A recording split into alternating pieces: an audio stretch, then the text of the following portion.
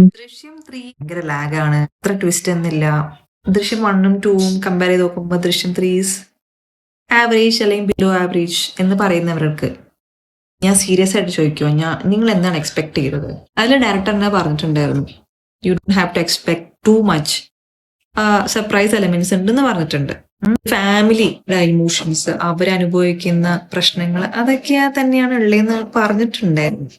ആവശ്യത്തിനുള്ള സർപ്രൈസ് എലമെന്റ്സും ട്വിസ്റ്റും കാര്യങ്ങളും എല്ലാം ഉണ്ട്. ഇനി ഇതിന്റെ അപ്പുറം എന്താണ് എഴുതി വെക്കാൻ പറ്റുക എനിക്ക് മനസ്സിലാവുന്നില്ല.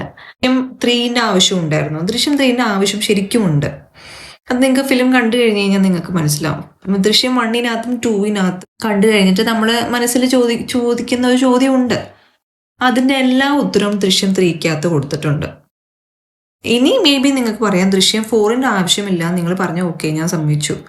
പക്ഷെ ദൃശ്യം 3ന്റെ ആവശ്യം ഉണ്ടായിരുന്നു എന്ന് ചോദിച്ചാൽ നിങ്ങൾ ഫിലിം ശരിക്കും പക്ക എൻജോയ് ചെയ്തിട്ടില്ല എന്ന് തന്നെ വേണ്ടി പറയാം.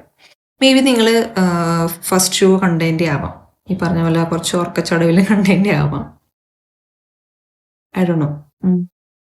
നെഗറ്റീവ് റിവ്യൂസ് പറയുന്ന ആൾക്കാരെ കണ്ടിട്ട് നിങ്ങൾ ഫിലിം കാണാണ്ടിരിക്കരുത്, അല്ലെങ്കിൽ കൂട്ടിയിട്ടിൽ വന്നിട്ട് കാണാമെന്ന് പറഞ്ഞിരിക്കരുത്. നിങ്ങൾ എന്തായാലും തിയേറ്ററിൽ പോകണം.